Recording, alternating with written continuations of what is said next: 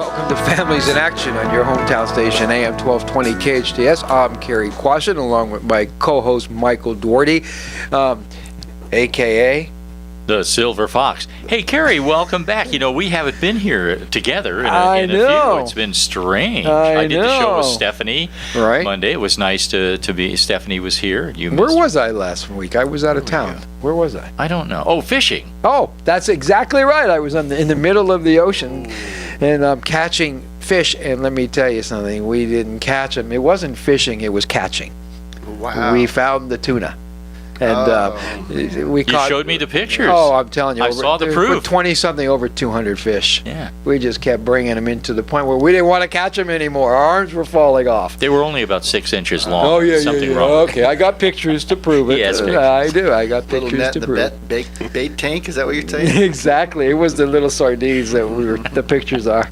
No, it was really great. So, yeah, I almost missed today. I was supposed to be in Washington, D.C. with the KHTS folks, but some things came up and I got way too much going on right now, and I just had to cancel going, which I feel terrible, but sometimes in business you got to do what you got to do. So anyways, on that note, Action is brought to you by your local hometown station, AM 1220 KHTS, which we appreciate. We've been on the air, Michael. I don't want to get it wrong. 13 years. Soon Coming up, yeah. It's coming up to be going on 14. Stephanie put it right Stephanie, last month. Monday. I'm sure, I don't even know how anybody would doubt her, huh? Well, she's the one that came and put it on the show. I know she did. I Jerry remember and that. Yes, 13 years ago. We've been on the air a long time. And also it's brought to you by Action Family Counseling, which is alcohol and drug rehabilitation centers. We have everything from outpatient to inpatient and everything in between. And then the Action Foundation, I'll let you talk about that. Well, the Action Foundation providing free parent support group every Tuesday from 7 to 9 p.m. at Canyon High School. And you were going to miss that one this Tuesday, but I guess you're in town. Yeah, and that's so. another thing. I missed it last week, and I don't think I've ever missed 2 weeks in a row in 30 years. So. Oh, wow. So you definitely, well, anybody that Yeah. goes there, you'll see Cary there I tomorrow. will be there. Yes, 7 to I 9 will. at Canyon High School. It's free. The It magic is. word. It is. And also, the Action Family Foundation brings you the Action Academy, a free public sober school for local junior and senior high school students. That is a really great thing that you do, Cary. Yeah, it's for middle school and high school. Pretty exciting, and I mean, there's some sober schools in this country, but not really any that are partnering with a drug rehabilitation center and a school district. So it's really pretty neat, and it's been a great success, and kids are really doing well. So we're very proud of that. Very cool.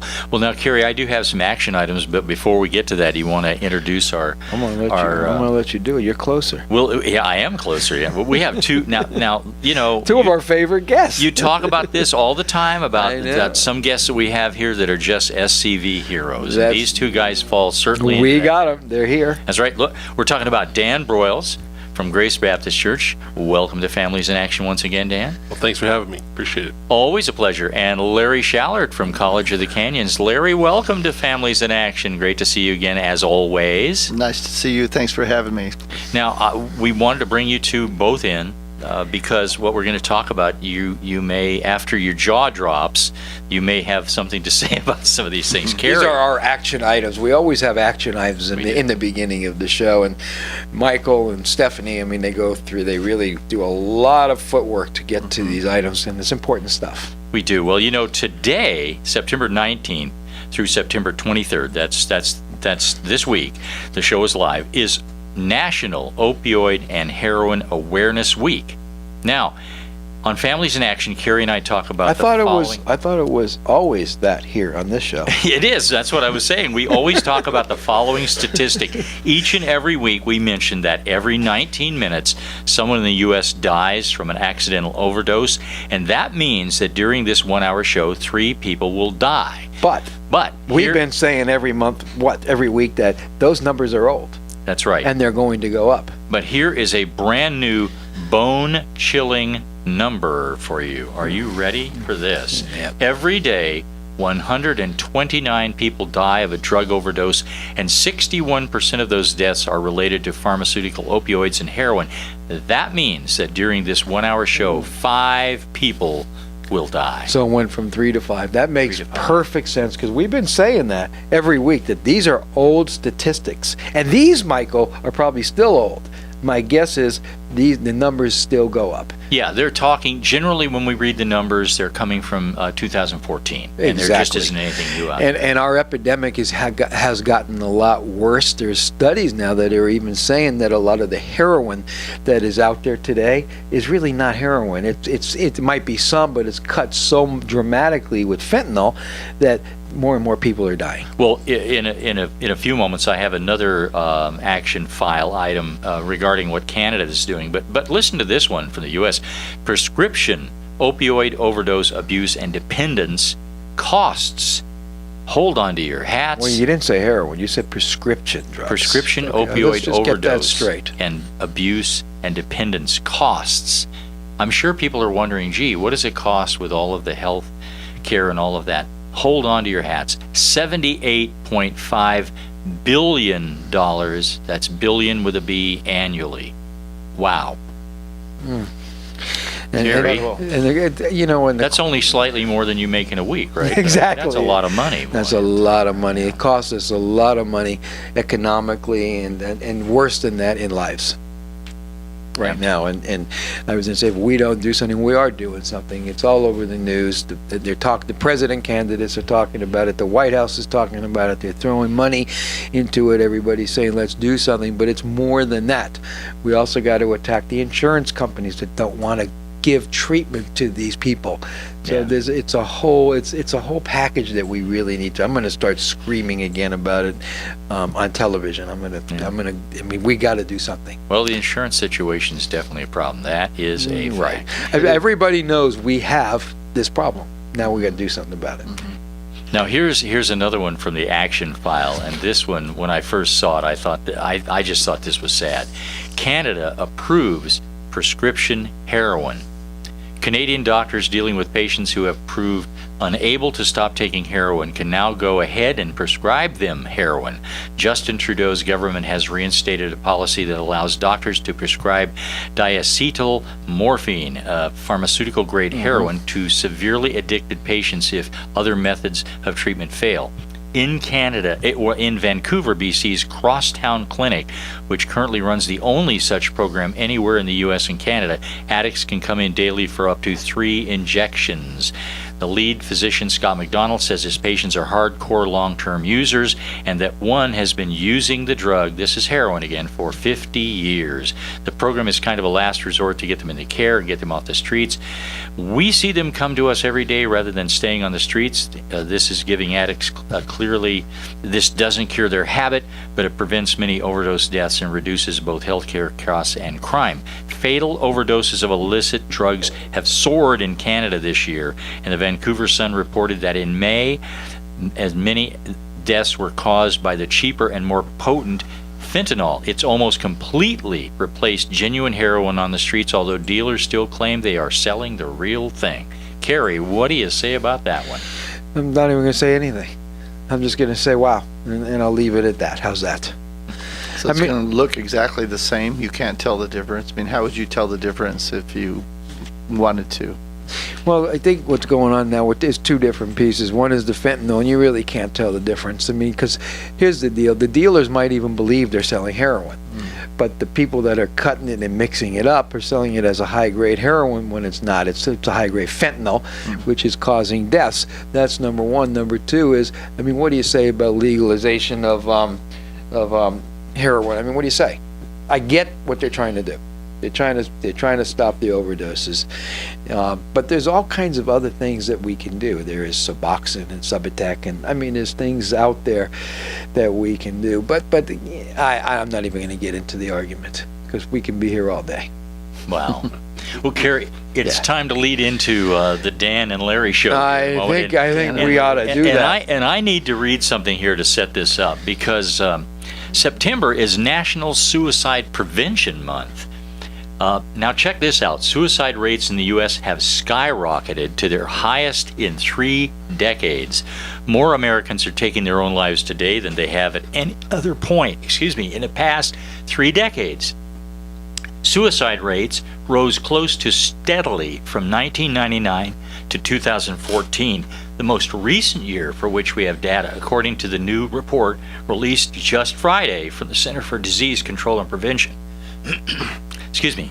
The uptick in deaths by suicide during this period is a sharp contrast to the rate of suicide seen in the country between 1986 and 1999, when suicides declined almost consistently each of those years. Of particular concern are several groups of Americans, notably young adults, and that's one place certainly where Larry comes in from College of the Canyon. But suicide is among the leading cause of death for both adolescents and young adults, according to the new data. But suicide among middle-aged Americans is rising as well. And all of this brings us to our guest today, Dan Broyles, again from Grace Baptist Church, and Larry Shallert from College of the Canyons. What say you? Go for it, Dan. Well, I'm just really glad we're talking about this idea of suicide, because it affects so many families, and so many families feel shame to talk about it when they grieve. I was reading some statistics actually from Los Angeles County in 2013, and there's more suicides than people dying from homicides. Yes. In our county. However, but what makes the news is the homicides, and that people want justice, and I understand people want justice, but when there's a suicide, there's so much shame attached, and so it just continues to go along. And I've heard in our country now it's over 40,000 people each year Right. die from suicide. And we should mention real quickly that both of you are therapists. You know what you're talking about. You deal with this every day, just like Cary and I do at the Behavioral Health Unit. Every single day at College of the Canyons, we talk to students that are contemplating suicide, and we know that this is... That's a horrible statement, isn't it? I mean, but it's a true statement, and it's everywhere. And thank God the College of the Canyons has you and people like you that can actually make a safe place for these people to come. But it's a pretty scary thought. Well, I appreciate that, and the way we look at it is, if a student comes in and they're talking about suicide or thinking about suicide, we see that as a success in a way, because last fall we had 3 students that didn't come into the center and that did take their life. So we're intent on making that number 0 and making sure that people are aware of the signs, the warning signs of suicide, so that they know whether it's their colleague or their friend or family member or fellow student or even themselves. When they start getting close, they're giving off these warning signs, almost invitations to say, hey, reach out, get some help, because we know if you reach out and get some help, the chances are you're going to realize that there's other options, but sometimes you're out there all by yourself, and you stay quiet, and or people don't say things, and you're out there by yourself, and suicide becomes the option. Now, Larry, you and Dan and myself are all 3 on the Suicide Prevention Committee, and so I know how much you and everyone there at the College of the Canyons do to help prevent a suicide, and you've been pretty successful over there. We've done, I think, an amazing job with the community support. Dan, working on the spiritual aspect of it and making sure that clergy in the area, and hopefully Dan, you can talk more about that. That clergy and other gatekeepers are aware of suicide and what are the warning signs. We try to get the word out to everyone, all of our faculty and staff. For instance, this week we have this program called Send Silence Packing.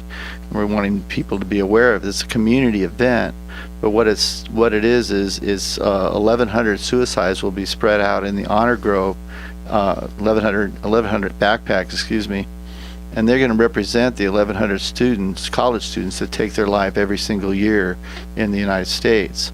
And it's going to be a very dramatic representation. It's just right in the center of campus, so that all students and all faculty are going to be looking at that, and we're encouraging faculty to bring their classes down or send their set classes down.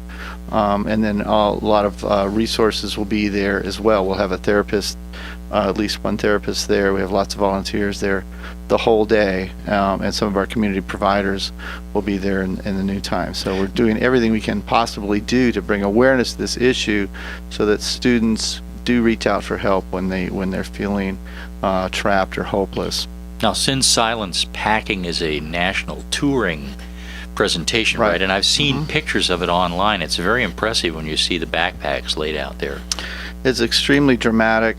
Yes, it's sponsored by our Active Minds Club and our Body Mind Wellness Committee, and our Suicide Prevention Committee that you're part of has been really supportive, as well as the Student Health and Wellness. So it's a very dramatic representation that does, as you say, it tours around the country, and this is one of the first times it's very rarely comes to the West Coast. So we were able to, through our SAMHSA grant, our Substance Abuse Mental Health Services Administration grant, be able to pay for them to come out, because it's a big operation.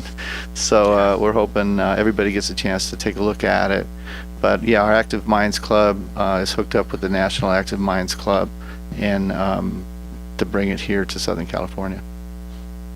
Well, it's so sad when we look at these statistics that say that young people are leading the way. I mean, if you look at the statistics overall, just generally, what you find, this is almost shocking, because generally people would say the highest number of suicides come from college-age students, which is actually not true if you look at all the numbers. That is actually something that happens in the 80s. Right. People that are 80s, in their 80s, actually commit the most suicides, and the second most suicides are people, I think it's from 73 on up. So this is really sad to learn that we have so many college students taking their lives.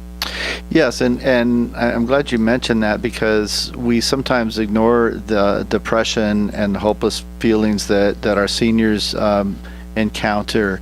So we really want to make sure that we're keeping an eye on that, because that's an age where you can imagine kind of why, between illnesses and loss and that sort of thing, that seniors can definitely get depressed, and they'll take their lives, and we know that most of the time those seniors had seen a doctor in the last 3 months. So it's not like they're always totally isolated. So we're trying to make sure that doctors and caregivers and even family members are aware that this is a real hazard.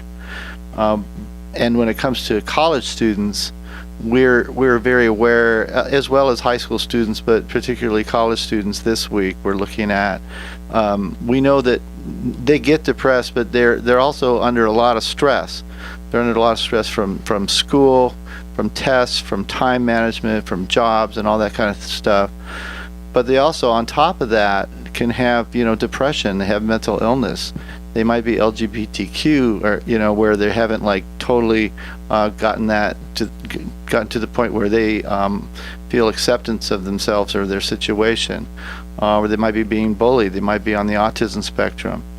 We have students that have major mental illness. We have students that have schizophrenia. We have students on the autism spectrum and have bipolar disorder and everything else. And when you have those kinds of problems, and you're expected to do well in school, it can be very, very difficult. So we really encourage people to reach out for help, but also to take advantage of some of the self-help strategies that they could engage in, including exercise and family, and also spiritual stuff. I mean, Dan and I worked really close together on several models where the spirituality piece is an important part of being healthy, and we don't tell anybody what they should believe, but we do encourage spiritual growth and spiritual community. And I know Dan's got a real expertise in that. Well, just in many of those areas you described, a lot of people really feel isolated, and they feel like no one really understands them, or no one understands the severity of what they're feeling. And so helping people get connected, whether it's in a faith community or other places, or a counselor, is so vital, because most people start to believe it's just them, or they're the only one. It's such a lonely place to be. Right. And loneliness really can be almost a gateway to people starting to have those thoughts Right. about ending their life. Because I've had so many people say, it's not that I want to die, I want the pain and the hopelessness to go away. And we deal with that all the time in behavioral health and wherever we're at, because think about it. Most people, I believe, don't really want to die. Right. But they surely don't want to feel that horrible, lonely pain that they're dealing with. It's extremely painful. I mean, sometimes it's impossible to totally communicate how painful it can be. Right. That level of depression where suicide's an option. Depression is very painful. It's real anguish, and It's actually worse than physical pain. it can be more disabling Yes. than physical, most physical ailments. And to your point, Cary, I think it's a really good point that people are ambivalent. Even though they feel all this pain, there's usually a part of them that does want to live, but their thinking has become real constricted for whatever reason. It might be biogenetic, it might be for whatever. Thinking can be real constricted. We know, for instance, that people that, for instance, jump off the Golden Gate Bridge and survive, when they talk about it, they say things Right. like, halfway down, I changed my mind. Right. And to me, that gives the information that, hey, there's part of them that wants to live, and if they can get to talk to somebody and connect with somebody, that part of them can be nourished and encouraged, and they realize their problem solving, can be improved. Suicide is a permanent solution to a temporary problem, and I know Right. it doesn't feel temporary when you're going through. And I remember a kid called me one day, and he had just took a whole bunch of pills, and he flat out said, "I don't want to die." And we got 911, we got the mother, and on the way to the hospital in the ambulance, he passed away. Oh, that's so sad. It's like you said, we change our mind halfway through, or people Right. change their mind halfway through, but if you flirt with it too much, if you play with matches, you're going to get burned. If you flirt with suicide, you can lose. It's a game you don't want to play. And when we come back from break, I think we should talk about some other options and things and signs. What do you think? Great, that sounds good. This is Families in Action on your hometown station, AM 1220 KHTS. We will be right back.